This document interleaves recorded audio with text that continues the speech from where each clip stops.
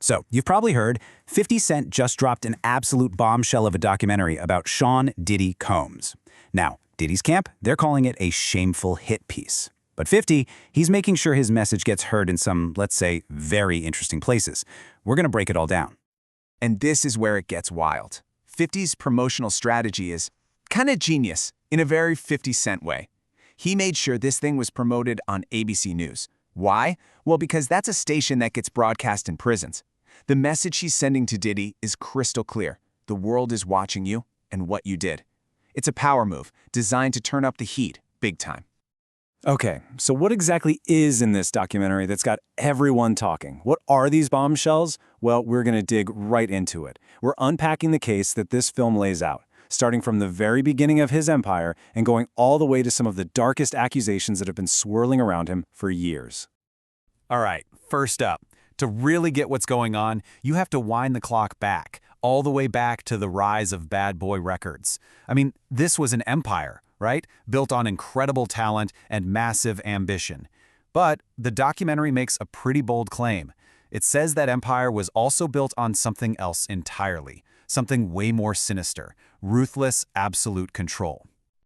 You know, a lot of people think Bad Boy was just Diddy from day one, but that's not the case. It wasn't a one-man show at all. He actually had a partner, Kirk Burroughs, who owned a solid 25% of the entire company. Think about that, a quarter of what would become a legendary music empire. And fun fact, Diddy's 75% stake, it was actually in his mom's name. But that partnership didn't last long. It soured, and it soured fast. According to the film, things got really heavy.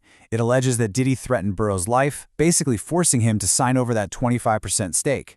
The story goes that Diddy promised he'd get it back, but he never did. Burroughs tried to fight it in court, but the case got thrown out. And just like that, Diddy had 100% of Bad Boy.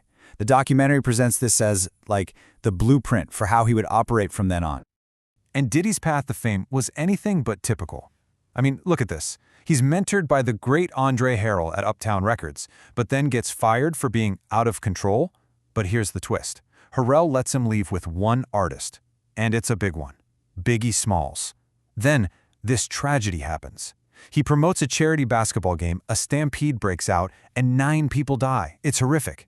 But in a strange twist of fate, the press conference he gives afterward, at just 19 years old, is what launches him into the mainstream. It cemented his reputation as this master promoter who could handle anything. Okay, so now we're getting into the heaviest part of the film, the core mystery. This is the allegation that has hung over the music world for decades, Diddy's supposed involvement in the murder of Tupac Shakur. And this documentary, it doesn't just touch on it, it puts him right at the center of the whole thing. So to really wrap your head around this, you got to know the players. First, you have Greg Kading. He was the lead LAPD investigator on the case, the one who put the pieces together. Then there's Keith D., a really central figure. He claims he was right there, an eyewitness in the car that night.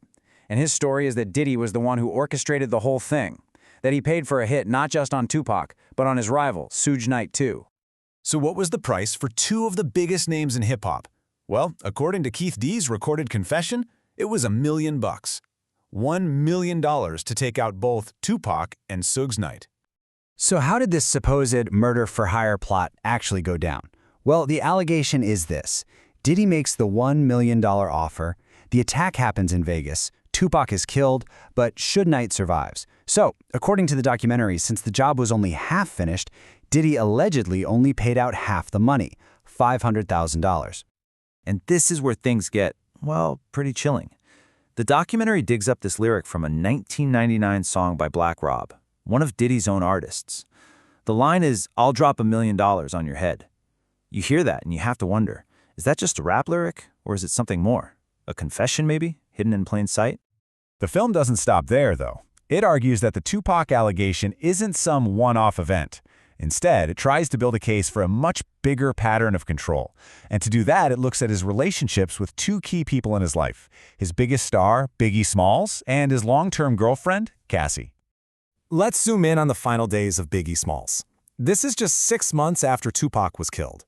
Biggie's in LA and he's reportedly feeling really on edge, like something bad is going to happen. He's all set to leave. He has a flight booked to the UK for a tour. But then, the documentary alleges Diddy himself calls and gets that flight canceled. It meant Biggie was stuck in LA right before he was murdered. The timing is suspicious, to say the least.